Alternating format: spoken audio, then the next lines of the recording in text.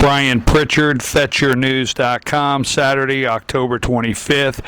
This is the audio file of an interview that I did with U.S. Texas Senator Ted Cruz.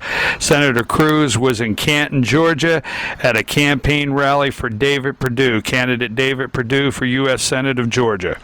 Hey guys.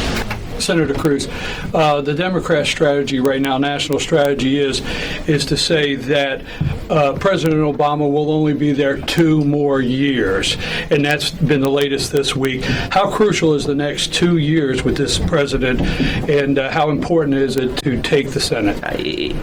This election is absolutely crucial. We have an historic opportunity to retake the Senate, to retire Harry Reid. And in the last 2 years, if you think the Obama agenda has been extreme and radical the first 6 years, I'm very afraid you ain't seen nothing yet.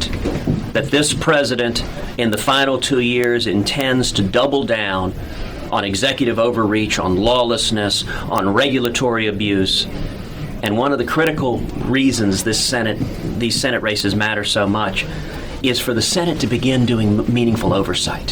Harry Reid is Barack Obama's most important protector. He shuts the Senate down. The Senate does nothing under Harry Reid. I am hopeful and confident with a Republican majority that in January of next year we will see the Senate finally begin providing meaningful oversight, begin serious, careful, sober hearings on the abuse of power, on the executive lawlessness, on the regulatory abuse that is killing jobs, that is taking away our constitutional rights.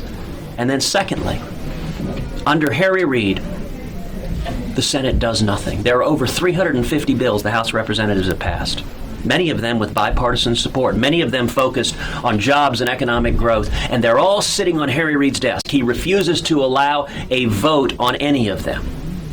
If Michelle Nunn goes to the Senate, she'll keep Harry Reid in office, which means we will continue to have a Senate that doesn't do its job.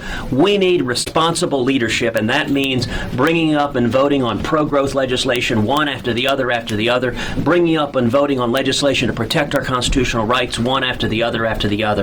That's going to happen when David Perdue is elected to the Senate. Anything you could do with executive order amnesty? Anything you can do with that? If he does executive order on amnesty?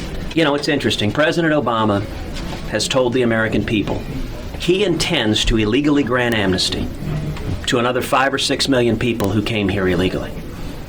Now, initially, he was going to do so before the election, but Senate Democrats came to him and pleaded, please don't do this before the election, because we kind of think the voters won't like it. So we don't want people to hold us accountable to that. And so the president said, well, I'll tell you what then.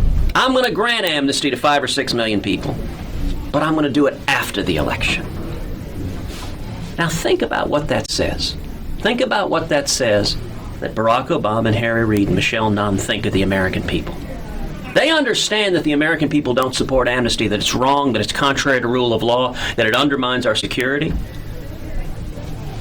But they think we're not all that bright. They think the voters won't understand that if they promise to illegally grant amnesty after the election, they think the voters won't understand that this election is a referendum on amnesty. Now, with a Republican majority, it is my hope that we will bring up and vote on legislation to make clear that the president has no unilateral authority to grant amnesty.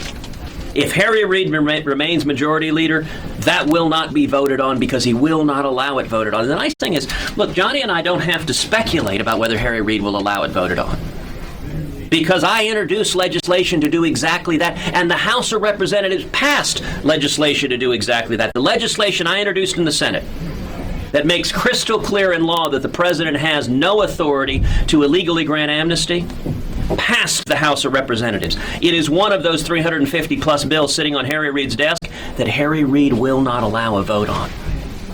If you want to stop amnesty, this election is a straightforward referendum on stopping amnesty. And if Michelle Nunn is elected, and if Harry Reid remains majority leader, it is 100% that the U.S. Senate will do zero to stop President Obama's illegal amnesty. Last I wanted to follow up on the question. It looks like